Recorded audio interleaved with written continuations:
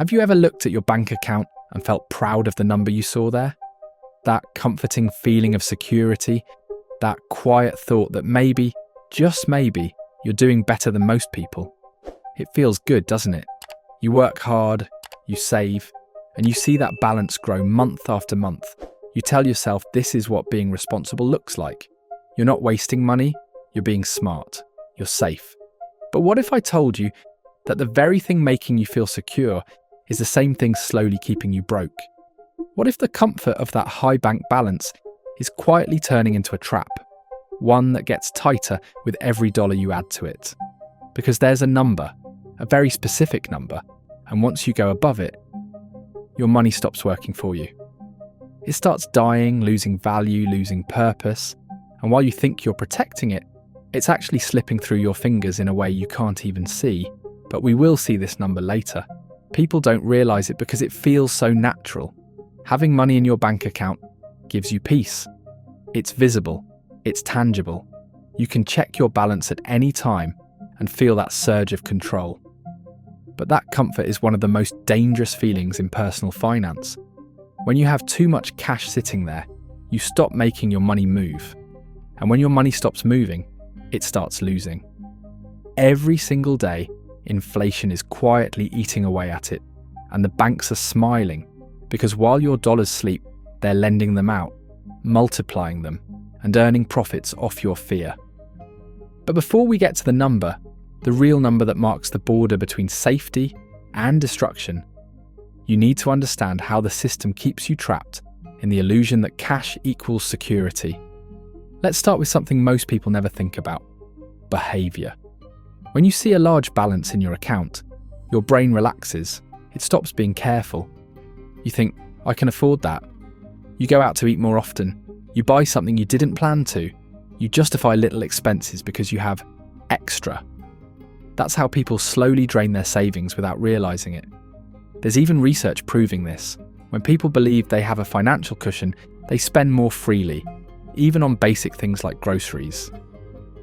A higher balance doesn't make you disciplined, it makes you reckless. And the worst part is, it feels completely normal while it's happening. Let's say you have $30,000 sitting in your checking account, and your monthly expenses are around $3,000.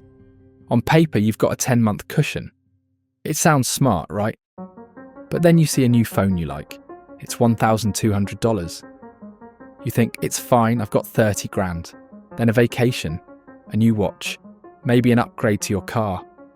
Slowly, quietly, you spend away the difference between feeling safe and actually being smart. You don't notice it because the numbers still look big. You still have plenty. But inside that number is your emergency fund, your rent money, your future investment, and your peace of mind, all mixed together in one big pool that tempts you to dip into it. That's why the wealthy never keep all their money sitting in one account. They know it's a trap. Their money is always divided, automated, moving, because movement is the key. The moment your money stops moving, it starts dying. And that's not just a metaphor, it's a fact of economics. When your money sits in a regular savings or checking account, it earns almost nothing. Maybe 0.1% interest, if that. Meanwhile, inflation eats 3, 4, even 5% of your purchasing power every single year. So while you stare proudly at your $20,000, it's actually worth a little less every month. You can't see it, but it's happening. That's the cruel trick.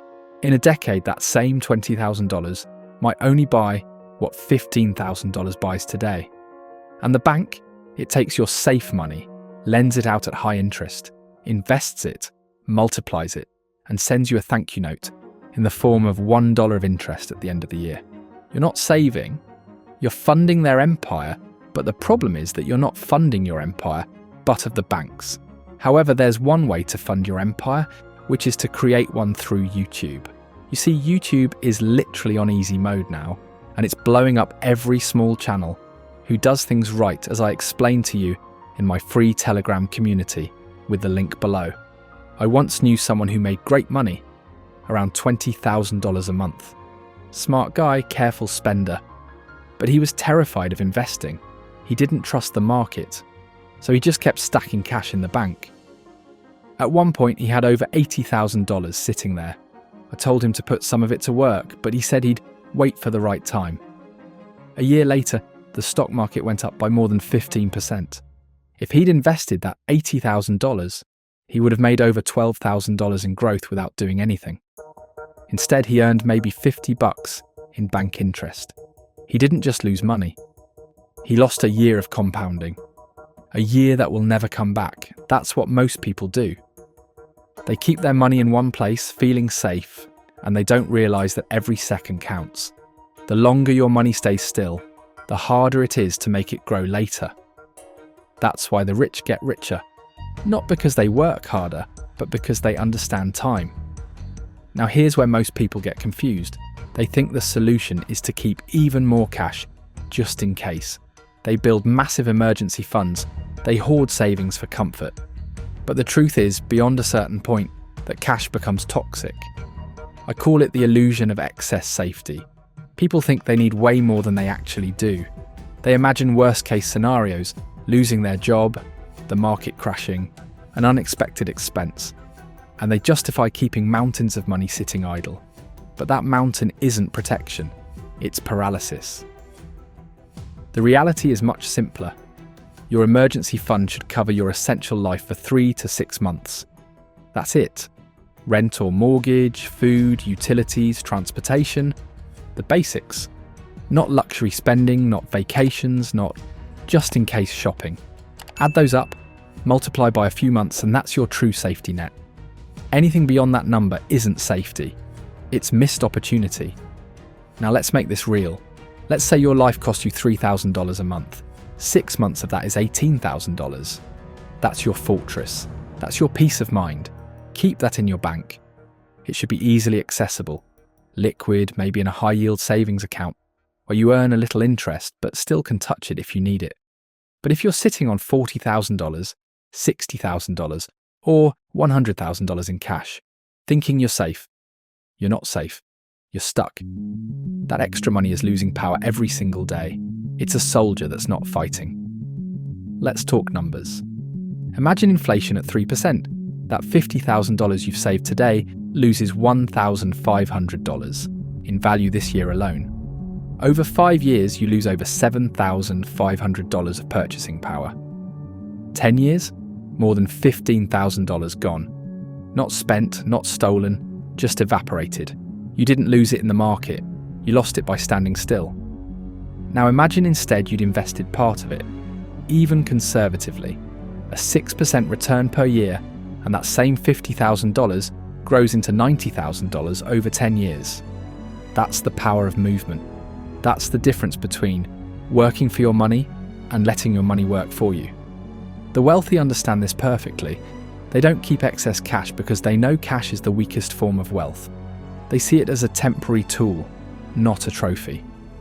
When they have extra, they deploy it immediately into stocks, real estate, businesses, or anything that multiplies.